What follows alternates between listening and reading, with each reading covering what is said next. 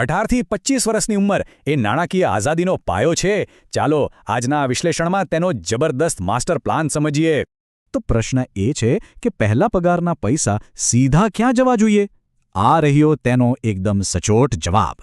આ ઉંમરે જવાબદારીઓ સાવ ઓછી હોય છે, એટલે કમ્પાઉન્ડિંગનો જાદુ ચલાવવાની આનાથી બેસ્ટ તક બીજી કોઈ નથી. શરૂઆતમાં માત્ર 3 જ મોટા ટાર્ગેટ હોવા જોઈએ: આપણું ઉચ્ચ શિક્ષણ, શોખ અને ભવિષ્યના લગ્નનું આયોજન. રજૂ કરીએ છીએ ગેમ ચેન્જર એવો ₹100નો નિયમ. આ એકદમ આક્રમક અને સિમ્પલ ફોર્મ્યુલા છે. કમાયેલા દરેક ₹100ને આપણે 5 ભાગમાં વહેંચીશું: 40, 20, 15, 15 અને 10. એકદમ સ્માર્ટ કેલ્ક્યુલેશન. ચાલો સૌથી મોટા ભાગથી શરૂઆત કરીએ. આ ₹40 સીધા જ ક્યાં જશે? બેઝિક જરૂરિયાતો પાછળ. એટલે કે ઘર ભાડું, જમવાનો ખર્ચ અને મોબાઈલ બિલ જેવી રોજિંદી અને આવશ્યક વસ્તુઓ માટે.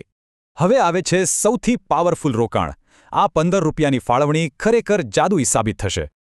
આ ₹15 નવા કોર્સ કે સ્કિલ શીખવા પાછળ રોકવાના છે, જે ભવિષ્યમાં આપણી આવક અનેક ગણી વધારશે. લાઈફમાં મજા પણ જરૂરી છે ને, એટલે આ બીજા ₹15 ખાસ એના માટે જ છે. આ રકમથી મિત્રો સાથે ફરવા જાઓ, નવા શોખ પૂરા કરો અને જિંદગીને ખરા અર્થમાં એન્જોય કરો.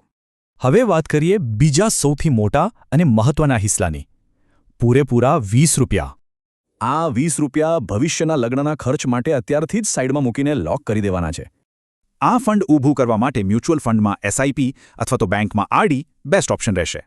અને છેલ્લે આ આખી પઝલનો સૌથી નાનો પણ સૌથી ક્રિટિકલ હિસ્સો, ફક્ત ₹10. આ આપણો ઇમરજન્સી ફંડ છે. અચાનક આવતા ખર્ચ માટે તેને બેંકના સેવિંગ્સ એકાઉન્ટમાં સુરક્ષિત રાખવાના છે. વિચારો, જો આ નિયમ આજે જ શરૂ કરીએ તો 25 વર્ષની ઉંમરે આપણો પોર્ટફોલિયો કેટલો જબરદસ્ત હશે.